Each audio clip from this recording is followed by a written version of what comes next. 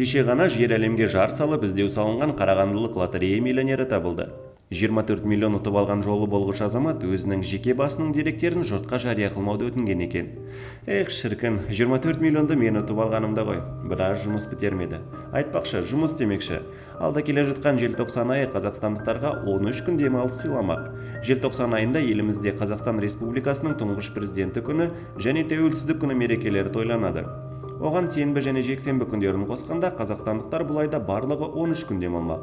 Биыл 1 желтоқсан Қазақстан Республикасының тұңғыш президенті күні жұмаға келіп тұр. Сол себепті қазақстандықтар 1 мен 3 аралығында 3 күн қатарынан демалады. 16-17 желтоқсан тәуелсіздік күні сенбі мен жексенбі күндеріне түсіп тұр.